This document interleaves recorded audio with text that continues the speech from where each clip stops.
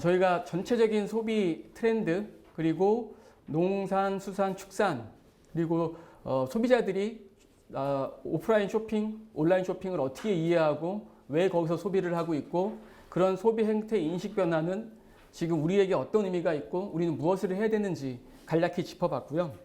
끝으로 전망을 좀 말씀드리겠습니다.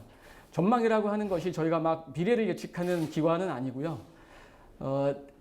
여태껏 발생됐던 현상들, 트렌드들, 그리고 이러한 중요한 요인들, 동인들이 어떻게 더 가속화되고 어떤 것들을 우리에게 좀 어떤 변화를 일으킬지 위주로 짚어보도록 하겠습니다. 퀘스트라는 좀 키워드를 저희가 따와봤습니다. Quality, User Friendly, E-commerce, Specialty, Target 이라고 해서 간단히 좀 먼저 말씀드리게 되면 뒷단에 이제 한 장씩 좀 더 세부적으로 말씀드릴 텐데 퀄리티, 신선에 있어서 퀄리티 점점 더 중요해지고 있습니다.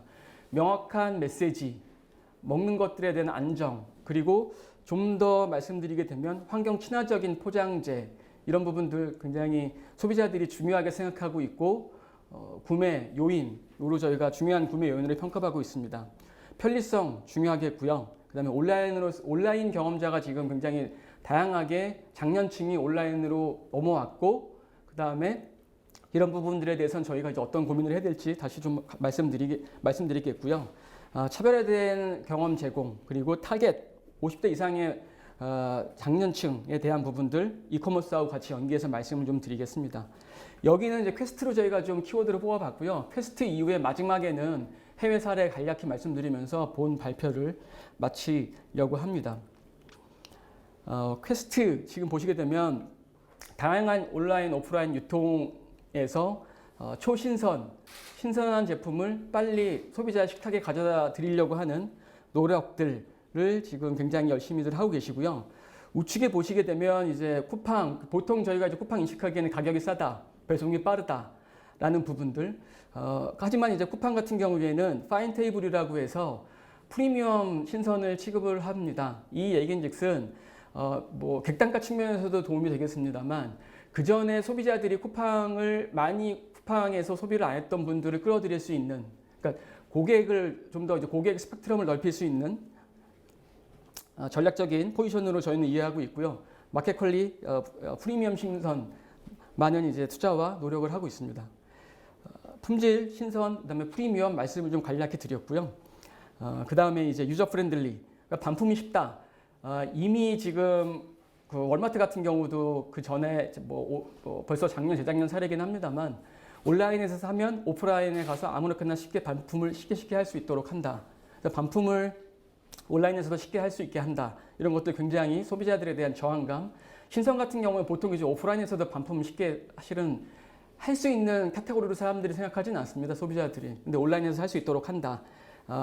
인식의 전환을 좀 이끌 수 있는 장치들이라고 보고 있고요. 네이버 장보기를 통해서 다양한 것들을 소비자들이 접할 수 있고, 뭐 동네 시장, 뭐 지금 알고리즘에 의해서 여러 가지 지금 노출을 소비자들이 시키고 다양한 것들을 제한을 할 수 있는 좀 파워풀한 플랫폼이다. 그래서 이런 부분들에 대해서도 저희가 이제 고민을 같이 좀 하면은 좋은 결과가 있을 것으로 보여지고 있고요. 그다음에 이커머스, 오프라인에서 지금 온라인으로 넘어오는 거죠. 지금 저희가 이제 보통 보면 지금 앞서 이제 말씀드린 것처럼 온라인에서 사서 오프라인에서 픽업한다.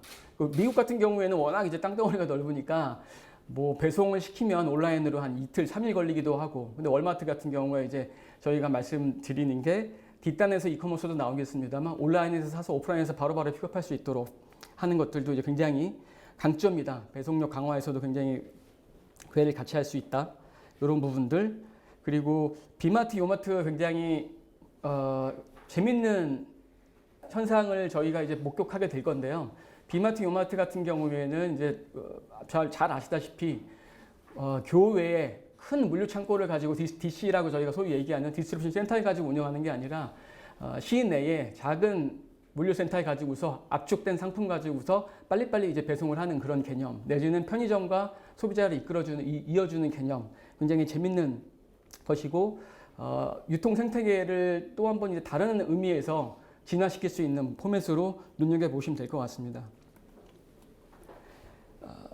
스페셜티 말씀드리면 이 부분 그 정육각, 오늘회, 헬로 네이처, 내지는 뭐 유어네이트 키즈, 뭐 바닐라 프루츠 등 굉장히 특화된 소비자, 그 특화된 소비자들을 전문적으로 공략한다. 굉장히 요즘 각광받고 있는 형태이기도 하고요. 신선, 초신선, 그리고 당일 배송, 3시간, 4시간 내 배송, 전문적인 그리고 빼놓을 수 없는 것들이 그 전문적인 상품을 구매하고 먹어보신 분들이 올리는 후기들, 별점, 그러니까 저희가 이제 보통 소셜 프루프라고 하는 개념들 굉장히 강화되고 소비자들에게 편리한 UI, UX 경험을 제공하고 있습니다. 마지막 이제 타겟, 앞서 말씀드린 것처럼 온라인 쪽으로 보든 오프라인을 보든 소비자들이 각 연령대별로 어떤 관여도를 가지고 있고 목적을 가지고 있고 소비를 하는지를 저희가 좀 들여다봤습니다. 50대는 오토파일럿이라고 하는 거에 지금 저희가 이제 하이라이트를 했는데요. 가공식품, 신선식품은 50대들은 이제 관습적으로 그냥 이제 짧게 고민하시고 바로바로 이제 관습적으로 계속 반복 구매를 하실 수가 있습니다. 이분들한테는 이런 패턴들을 보이고 있으므로 새로 유입된 50대 중장년층에게는 쿠폰이라든지 내지는 타겟 마케팅된 메시지를 명확히 제시해 주시면 이분들에 대한 락인을 우리가 할 수 있다. 그래서 같이 저희가 좀 온라인 유통과 고민하면 좋은 결과를 얻으실 수 있다. 반대로 20대, 30대, 40대 같은 경우에는 신선이나 가공 구매에 있어서 고민들 많이 안 하세요. 그리고 쉽게 이동하시거나 빠져나가는 그런 경향들을 보이기 때문에 이런 부분들 좀 감안해서 유통 전략, 영업 전략을 세우시면 좋으실 것 같습니다. 끝으로 해외 동향. 해외 역시 뭐 지금 코로나에 자유롭지는 않습니다. 뭐 유럽이나 중국 사례를 제가 간단히 말씀드릴 텐데요. 중국 사례가 좀 재밌습니다. JD.com, 세븐프레쉬라이프, 세븐프레쉬펀 작년 말부터 도입했던 것들이긴 한데 제가 여기 지금 전체 해외 동향을 통틀어서 관통해서 말씀드리고 싶은 부분들은 소비자의 라이프 스타일을 명확히 좀 고민을 한다.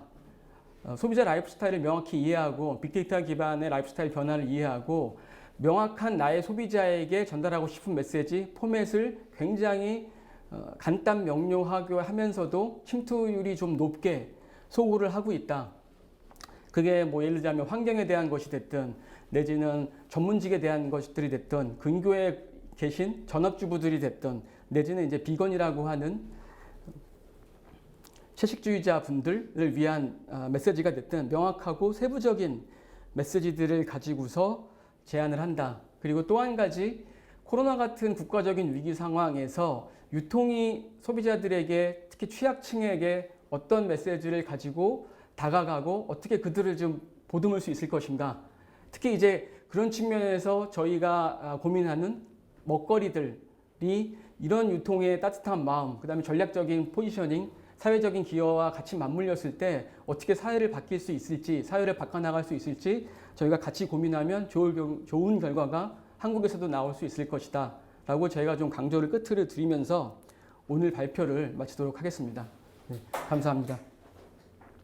첫 번째 주제 발표해 주신 강호민 상무님 오랜 시간 동안 고생 많으셨습니다. 간단하게 요약을 해서 말씀을 드리면 우리가 예상하지 못한 2020년의 코로나19 사태로 인해서 소비지 유통에 있어서 많은 변화가 있어 왔다라는 것을 강조해 주신 것 같고요.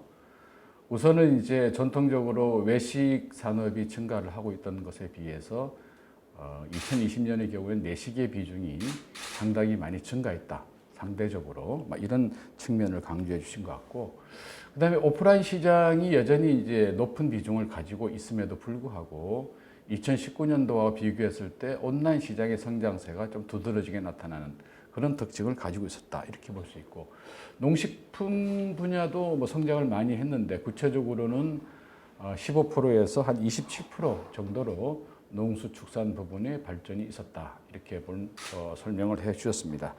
그리고 전체적으로 보면 신선식품하고 간편요리 식자재의 시장 비중이 증가하는 그런 모습을 보여주고 있었다는 것을 지적해 주셨고요. 온라인 시장에서도 이제 그 과일이나 미국보다는 축산이나 수산이나 야채가 상대적으로 성장률이 높게 나타나는 그런 모습을 보이고 있다는 것을 말씀해 주셨습니다. 막 그렇게 이런 어떤 그 2020년에 코로나 시대의 소비지 시장의 유통을 바탕으로 해서 2020년도를 교훈 삼아서 2021년에도 새로운 어떤 그런 대응 관계가 필요하다 이런 것을 강조해 주시면서 몇 가지 뭐 덧붙이자면 이제 품질 관리라든지 브랜드 관리라든지 그다음에 소비지에 대한 신뢰도 관리라든지 이런 것들이 이 출하 농민들이나 출하 업체들에게 굉장히 중요한 부분이 아닌가라는 부분하고 최근에 또 소비지 시장이 온라인과 오프라인의 어떤 결합된 이 모습으로 나타나는 시장의 변화를 어떻게 공급자들이 대응할 것인가 하는 부분이 중요하다는 말씀을 해주신 것으로 생각을 합니다. 어쨌든 강호민 상무님 고생하셨고 감사합니다.